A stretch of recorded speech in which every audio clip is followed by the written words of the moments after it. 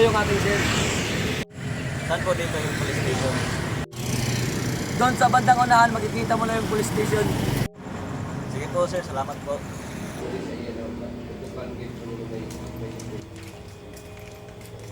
Magandang gabi po sir. Ito ba yung police station? Opo sir, tuloy po kayo. Salamat. Magandang gabi po sir. Magandang gabi po sir. Ano ba yung may paglilingkod namin sa inyo sir? May sasabihin po sana ako sa inyo sir tungkol sa nakita ko kanina. Sige po sir. Huwag mo na yun sir. Salamat po.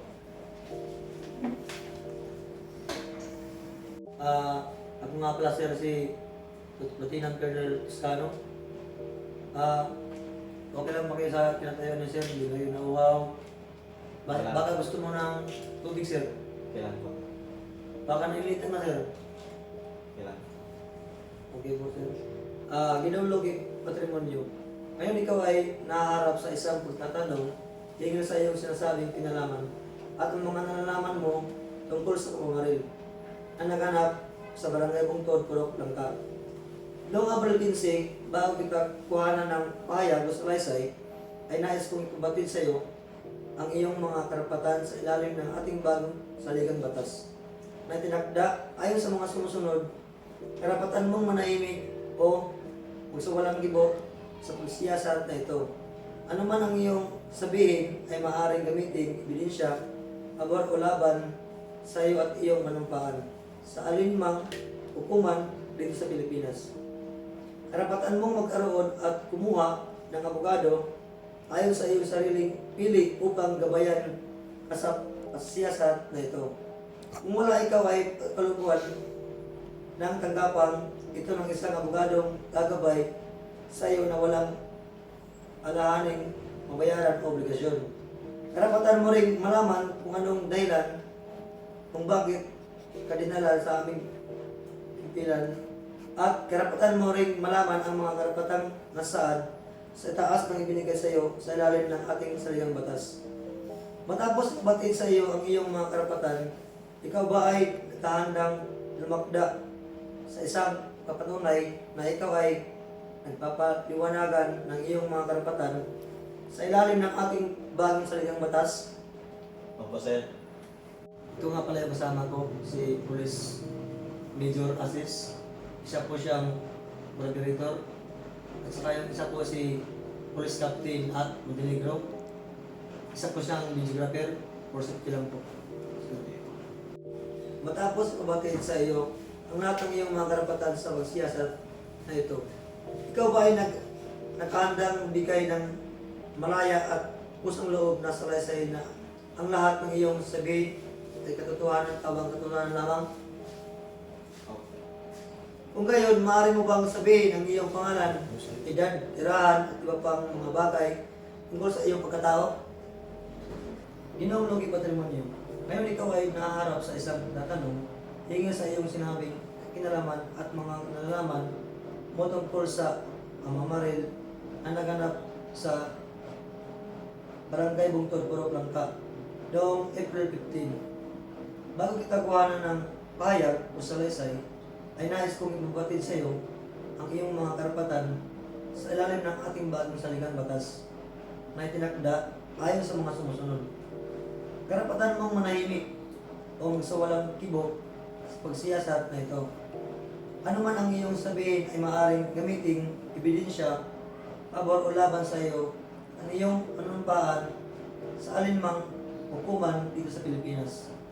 Karapatan mong magkaroon at kumuha ng abogado ayon sa iyong sariling pili upang gabayan sa pagsiyasat na ito. Kung wala ikaw ay pagkakaluban at tanggapang ito ng isang abogadong gagabay sa iyo na walang alahaning mabayaran o obligasyon.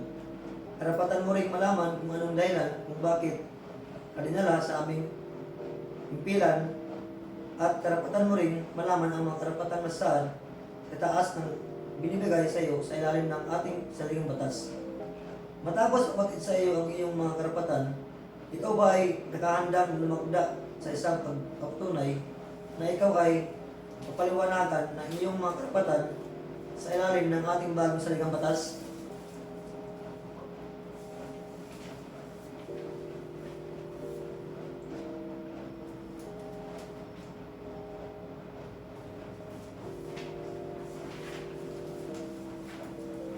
Ikaw ba ay may sariling abogado na gagabay sa iyo sa pagsiyasat na ito? Opo, meron ako. Matapos mabatid sa iyo ang lahat ng iyong mga karapatan sa pagsiyasat na ito, ikaw ba ay nagkakahandang bigay ng malaya at lusang loob na salaysay na ang lahat ng iyong sabihin ay katotohanan at pawang katotohanan lamang? Opo. Kung gayon, maaari mo bang sabihin ang iyong pangalan, edad, tirahan at iba pang mga bagay tungkol sa iyong pagkatao? Ano ang gayon at naririto ka ngayon sa Tandag Police Station ng aming tanggapan? Ako po si Luke Patrimonio, 25 anyos. Nakatira sa Barangay Bungtod, Purok Langka. May 10 anak at 3 asawa. Ano ang dahilan at naririto ka ngayon sa Tandag Police Station na aming tanggapan? Pinakita akong binaril kanina sa alas 5 sa hapon. Habang ako'y naglalakad papunta sa tindahan, ay isang nakamotor na pabalik-balik at biglang hinto sa tapat ng tindahan at bumunot ng baril at pinagbabaril ang isang binatil. Base sa iyong sinabi, maaari mo bang salaysay kung ano yung nakita mo? Apo, naka-long sleeve na kulay blue, nataba, moreno, Aerox na motor, walang plaka, naka-nutshell na helmet. Base sa iyong masaksihan, nakita mo ba yung lalaki bumaril kanina? Opo sir, malaking mata, pango ang ilong, malapad na mukha, may lunal malapit sa tenga, magkapal na kilay, at maraming tigyawat. Base sa iyong salaysay, sir, ikaw si Luke Patrimonio, 25 years old, nakatira sa Barangay Bungtod, Purok Langka, may 10 anak at 3 asawa. Tama ho ba? Tama ho.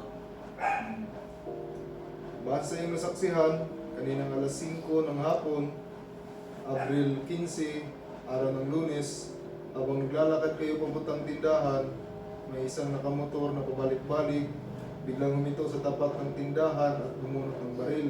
Pinagbabaril ang isang binatilyo.